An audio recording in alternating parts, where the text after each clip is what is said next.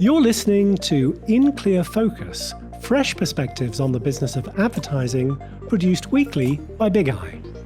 Hello, I'm your host, Adrian Tennant, VP of Insights at Big Eye, an audience-focused, creative-driven, full-service advertising agency. We're based in Orlando, Florida, but serve clients across the United States and beyond. Thank you for joining us today. Over the past decade, a new type of business has disrupted retail. From Warby Parker, which sells eyeglasses and contact lenses, to Everlane Clothing, Casper Mattresses, and The Honest Company for baby and beauty products, these companies all have one thing in common. They sell directly to consumers. Their ability to forge one-to-one relationships with their customers and capture valuable first-party data that is impossible via traditional retail is a unique advantage of the direct-to-consumer model. I'm excited to welcome a pioneer in the direct-to-consumer space to this episode of In Clear Focus. Launched in 2013 in Vancouver, British Columbia, Meowbox delivers boxes of toys and food treats to cat owners across Canada and the US as a monthly or bi-monthly subscription. With operations in Portland, Oregon too, the company has been featured in BuzzFeed, New York Magazine, Vogue, The Huffington Post, Wall Street Journal, and InStyle magazine. And most recently, the New York Times Wirecutter picked Meowbox as the best cat subscription box.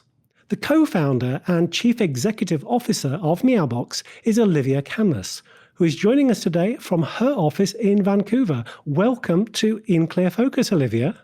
Thank you so much. I'm very excited for our conversation today. Thank you. So first of all, Olivia, can you tell us a little more about what Meowbox is? Of course. So I like to think of Meowbox as monthly deliveries of cat happiness. So it is a box full of themed cat toys and treats that we choose exclusively for our subscribers. And we deliver that monthly or bi-monthly in the subscription model. Now, back in 2013, when you launched Meowbox, direct-to-consumer wasn't nearly as well established as a business model as it is today. What inspired you to start a subscription box for cat owners? I was a subscription box customer maybe 2 or 3 years before I thought of the idea of Meowbox. I was a subscriber to cosmetics. So I knew that that was something that appealed to me, to my friends, people in a similar demographic as I was. And so I was aware of the concept of subscription boxes, but specifically like the moment where I thought, you know what, there needs to be a Meowbox in this world was when I started getting targeted on my Facebook for a dog subscription box. And I thought, you know what, instead of just ignoring it, thinking, well, that doesn't apply to me, I don't have a dog, I wondered, because I'm more of a cat person, I wonder if there was a box for cats. And upon my initial research, there wasn't a box that was dedicated just to cat parents. Now, clearly the business is successful now, but looking back, do you think being a woman meant that you faced additional challenges as an entrepreneur? You know, I like to think that everything that I do and that I did to build the company, it's not tied to gender in any way, but I didn't look at my gender as something that was going to hold me back from succeeding. But in reality, there were a few moments where I was reminded that maybe I might be viewed a little bit differently in terms of, you know, male versus female business leaders. And one example that I could think of was I was at a trade show once looking for some new product with my co-founder, who's male. And a handful of times, the brand representatives would initiate the conversation speaking to him instead of me, as if just automatically thinking that he was the one who was the decision maker. I wasn't like offended or insulted, but it was definitely something that I noticed at the time, and just sort of little things like that. I mean, very easy for me to step in and let them know I was the one who was doing the product selection. So it could have just been like a subconscious behavior of people to expect maybe that it was the male who was in charge of making the decisions. Now, I mentioned in the introduction that Meowbox serves cat owners in Canada and the United States. Do you have customers in any other countries? In the earlier stages of Meowbox, we did offer Meowbox to the UK. as we were kind of testing out the markets. So we were able to tell from our social media insights where our audience was located. So US, and then Canada, and then the UK, and then I think Australia after that. So we dipped a toe into the UK waters, and we did run into some issues with just getting stuff over the border in terms of the VAT that they have there, the VAT, it's like an additional tax to claim your packages from overseas. So that experience wasn't something that we wanted our customers to have to deal with. We just want to deliver the Meowbox. You get it, you open up, not have to deal with like paying an additional fee on top of what you already paid. So instead of focusing our efforts on continuing to enter the UK market, we decided to reel it back and focus on our more local customers. I mean, there's so many households with cats in Canada and the US that we have yet to reach. And we want the experience to be dialed in where there isn't that additional fee or step to have to claim your Meowbox. Meowboxes each contain a themed, curated collection of cat toys and treats. How far in advance do you have to plan the theme and the contents of each box to allow for sourcing products and manufacturers? This is a great question. It's evolved a lot since we started. We used to plan 1 month ahead of time. And now I think currently we are planning our April box. So quite a few months ahead of time in order to make sure our products are designed properly. We go through all the samples, all the other sort of different contributors to what goes into the box. We have to make sure that's all timed well. Our products, if they come from overseas, they need time to ship to us, go through customs, and get delivered to our warehouse. So it's changed a lot since the beginning. Since we've increased our volume, we need more time to prepare for each month. How do you come up with the ideas for the theming of each box?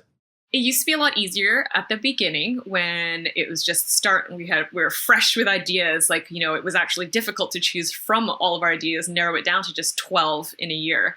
And now that we've been doing themes for a number of years, we also take into consideration what's been popular. It kind of narrows down our choices because I feel like we did our favorites right away and then had to figure out, okay, how do we make the next year even better when we already did our favorite ones this previous year? So what we like to do is actually send that request out to our audience on social media, our current subscribers, and ask them for what they'd love to see in the box. So sometimes it's your classic themes, of course, like winter holidays and Halloween, Valentine's Day. Those are the staples that we will likely repeat each year. But then in between all those major holidays and events, I mean, it depends. Like some years it's going to lean towards, like for example, this year with COVID keeping everyone at home, some of the theme suggestions are like sort of tied to that. So things in the home. For example, a lot of us have been staying in and taking up hobbies like gardening, baking. And so sort of things like that are trending also help us choose what kinds of themes to do. And then like I had mentioned, there's our classic themes separate from the holidays, but we've done sort of a camping theme one year. And we did repeat a similar theme to camping another year because the first time we did it, it was so popular. What have been some of your customers' favorite individual cat toys or treats so far? That's another great question. We love to know so that we can continue to deliver toys that have similar characteristics to that. And so specifically, very popular, one of them is a little wool snake toy. So it's just kind of like a thin, lightweight, sort of wavy shaped wool toy. It's narrow. And I think the reason why it's so popular is just the cats can grab it in their mouth really easily. And it's lightweight, so they can carry it around and toss it in the air. I would say that's kind of one of our most number one requested toys. But also kind of a more unique toy that we offer is made of a material called silver vine, which is sort of similar to catnip in terms of it kind of brings out like excitement out of your cat. But if your cat doesn't react to catnip, they will most likely react to silver vine and even more intensely. So that type of toy has been extremely popular as well. I'm guessing research and development for Meowbox is more fun than other product categories. On your website, you list your cats, Harvey and Zach, as co-chief feline officers. Now, do you test new products you're considering for Meowbox with your own fur babies? Yes, absolutely. Most of us that work for Meowbox have cats, so we take turns in bringing toy samples home to test out on our cats, and they really are the ones who are the tiebreakers if we're not sure which toy will be more popular or more well-liked. Take it home, see what the cats say, and we go with that. I love it. A focus group of felines. Now, we've talked about the theming of each Meowbox. The visual design of each box is really unique, and your social media posts also capture a really fun sensibility with lots of catty wordplay. Do you have an in-house creative team? So we have a little bit of both when it comes to what we share on our social media and the voice that we use across those platforms. That's in-house, and it's kind of an extension of our personality. So if we're being cheeky and playful, sharing things that we think are funny, that's us. That's the personality of our team and of our social media manager. That's like a direct link of like what our sense of humor is and what we find, interesting in the cat world. And in terms of our toy design, we work with a partner who helps bring our theme ideas to life in illustrations, and we select sort of what is translating best for us for the theme that we chose. And amongst our group of people who work at Meowbox, we also have a group of us who are very creative in terms of like illustrating and coming up with visual ideas. So it's kind of a mix of people contributing, but we're all very like-minded in terms of like we're lighthearted and we like to sort of lean on sort of like a cheekier side of things, which seems to be received very well by our audience. Now, many established direct-to-consumer brands initially acquire customers through social media. How does Meowbox typically attract new customers? The most effective way that we have found is, yes, it's associated with social media. I mean, especially even during this time, the past, I'd say 5 to 6 months, people are spending a lot more time at home, which means that they have more time to be closer to their cats, perhaps take more photos of their cats, perhaps want to provide something more for their cats like Meowbox. So there's been a lot of social sharing. So that organically, it helps us showcase our product to more people. Our community does that for us and with us. And we've also leaned very heavy working with influencers on social media as well, and sending lots of boxes out and them sharing the word as well of what Meowbox is. What have been some of your most successful customer acquisition programs for Meowbox, would you say? I would say number one, consistently from the beginning, is for us to be working with influencers and affiliates. So that would probably be our most successful, most consistent. If we had zero spend or very close to nothing to spend on marketing, I would never stop doing that. And then in terms of beyond that, I would say one of our best ways of bringing in customers and increasing our awareness is through email marketing. So bringing in people who are interested in what we have to say and letting them know when we have something new, what our new themes are, or just like fun information that we want to share to our cat community. Let's take a short break. We'll be right back after this message. I'm Lauren Four, and I'm on the operations team at Big Eye. Every week, In Clear Focus addresses topics that impact our work as agency professionals and reflects the way that Big Eye puts audiences first. For every engagement, we develop a deep understanding of our clients' prospects and customers. This data is distilled into actionable insights that inspire creative brand building and persuasive activation campaigns, and guide strategic, cost-efficient media placements that really connect with our clients' audiences. If you'd like to know more about how to put Big Eye's audience-focused insights to work for your brand, please contact us. Email info@bigeyeagency.com. Big Eye, reaching the right people in the right place at the right time. Welcome back.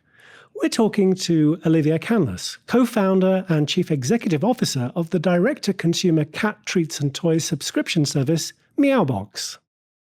Olivia, you also have ongoing customer engagement programs like the Super Meowdle Cat Club. Can you tell us how those work? Can you tell that we're really good with cat puns? So specifically that group, we built that as a place for our cat community to share photos, to ask questions. And we find that cat people, and I'm a cat person myself with Zach and Harvey, we love to talk about our cats. Just any sort of like invitation to share information or stories or photos about our cats. Like, we love to do it. You mentioned my cat's names and it just sort of lights me up. I don't know what it is. I guess we love our animals so much. And so that group is built for our cat community to, post photos of their cats. Just no one's judging. There's not necessarily like a rhyme or reason. We do encourage engagement when we ask a question like, show us a photo of what your cat's doing right now. And everyone wants to share, and we're happy to see those photos. I think that's kind of part of why we were able to grow so quickly at the beginning too. It's just people want to share photos of their cats. You created an annual event called Meow Fest. What is it, and how did you arrive at the idea? So Meowfest is our way of bringing our online community offline and to gather in person, to network with each other, talk about their cats in person, put a name to a face for friends that you've perhaps made on Instagram, someone who you've seen post photos of their cats on Facebook. Aside from bringing cat people together in person in one place, it's also one of our sort of larger sources of donating and giving back to the cat community. So each event, we choose a small handful of local cat shelters to donate proceeds to. At each show that's live and in person, we would have an assortment of vendors in a marketplace where people can shop for all their cat-themed goodies and cat toys. And we also invite knowledgeable cat influencers in our space to come speak about cat care, rescue, and those kinds of topics that are important to us. And we also have cat celebrities that we bring in for people to meet and have like a little meet and greet photo session with as well. That sounds a lot of fun. Now, looking to the future, how do you see Meowbox evolving over the next 2 to 3 years? Our plan is to continue with the momentum of the growth that we're experiencing. And throughout everything that we're learning and discovering, we're just hoping to continue to become, more and more in tune with what our customers want, to continue to be nimble as the market changes. But we're experiencing some really impressive growth right now. And the plan is to keep growing, keep going, find ways to make our customers happier, keep them with us longer, provide to them what they're looking for, and just keep growing.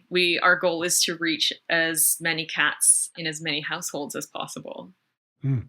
Are there any emerging tools, technologies, or social apps that you foresee influencing the way that you connect with your customers or ways that you conduct your business in the future? Yes, we are spending more time on building our TikTok account. And good news that TikTok is going to stick around for a little bit longer. But I've always been a huge fan of jumping onto any of the social platforms that are trending and that seem interesting. And TikTok has been a lot of fun for us and something that we're currently working on to build right now. I saw one of your social posts that mentioned ideas for a new creative project. So I want to ask you the same question you asked cat parents. Olivia, what is the craziest, wackiest, most extraordinary, creative, quirky, and/or wow-worthy thing that you have done out of love for your fur babies? Okay, so one of the craziest things that has happened since I've had my cats in my life is I was away on vacation overseas for a couple of weeks, and cats stayed home. I had someone come and visit them regularly, visit the house and the cats, make sure they had everything they needed. And one of the days that I was away, I got a pretty frantic emergency phone call saying that there was water flooding into all the surrounding townhouse units that were connected to my townhouse. So just to sort of clarify the picture, so we're a ground level townhouse with a unit to our left, a unit to our right, and a unit behind us. And I couldn't even understand what was going on and what that meant. And what ended up happening was that water was flooding my unit and flooding everyone else's units around us. And we could not figure out, obviously we didn't leave our water on, before the trip. It hadn't been on, for the first half of the trip. And the only thing that made sense was that one of the cats turned the water on in the kitchen sink and turned the faucet so that the water was no longer pouring into the sink, but pouring onto the counter. And so I have no idea how long that water was on for, but it was pouring, must have been hours, maybe an entire day, just pouring out onto the counter, onto the floor, and into all the surrounding units. And so we sent someone to turn it off. And to make a long story short, my cats, I don't know which one it was, created, probably hundreds of thousands of dollars worth of water damage to our unit and the units around us. And so to this day, I kind of walk around my building thinking, are you looking at me? Because, I'm the mom of the cats that flooded your unit. And just wondering if people sort of just remember me as that person. One of the comments that came up was oh, did she leave the tap on for the cats while she was away? And just thinking no, I didn't. But how do I defend myself? But I still love them. I still go on vacation. We're just a little bit smarter with where the tap is turned. Sometimes I'll turn the water off completely, but basically they can do no wrong. They've done as bad as that. And I love them even more than I did the day they did that. Well, some cats clearly prefer fresh water from the faucet. So what are you going to do? Exactly. What can I do? I can't even be mad. They have taught me forgiveness. So, Olivia, what inspires you on a daily basis? Are there any journals, podcasts, or social media accounts that you follow, cat-related or not? My source of inspiration comes from my fellow female entrepreneurs. I have a small group of female entrepreneurs who I look up to, whose businesses I follow, whose social media I follow. We're in communication for sort of best practices or problem solving, advice, and that kind of thing. And it's really blossomed and become sort of a resource for me that I've come to, rely on and go to as of late. And I guess I didn't really realize how important it was maybe in early years to have that kind of a network of colleagues. But sort of as time goes by, I don't know, maybe you lose a bit of your ego and are just more open to sharing, your challenges with other people, especially people who have maybe dealt with that before, people in a similar business as you. And that's kind of where my inspiration comes from. I see ladies who are running businesses that do certain things better than me or certain things that I've never done before. And I'll ask how can I do that? How did you reach that? And vice versa. It's the same where there'll be something that I'm doing really well with Meowbox, and they ask me, how did you do that? What tools did you use to reach that? And it's kind of just this feedback loop of all of us sharing and each of us supporting each other and just doing better and better. Now, which upcoming Meowbox projects that you're allowed to talk about are you most excited about? Okay, let me think. What can I reveal? We have a project that's coming up that is related to the call out that we did for the stories and, the wild and crazy wacky stories where you asked me about that. But I can't say what it is yet, and it will make more sense when it comes out. That is a great promo. So if listeners would like to learn more about Meowbox and follow you on social media, where can they find you? So on social media, we are at Meowbox. So that's the same across all social media platforms. And our website is meowbox.com. And of course, we'll include a link to that on our website too. Olivia, thank you very much indeed for being our guest on In Clear Focus. Thank you so much for having me. My thanks to our guest this week, Olivia Canlas, co-founder and chief executive officer of Meowbox. You can find a transcript of our conversation along with links to resources on the In Clear Focus page at bigeyeagency.com under Insights. Just click on the button marked Podcast. To ensure you don't miss an episode, please consider subscribing to the show on your preferred podcast app. You can also use the In Clear Focus skill to add the podcast to your Alexa flash briefing. Thank you for listening to In Clear Focus, produced by Big Eye. I've been your host, Adrian Tennant. Until next week, goodbye.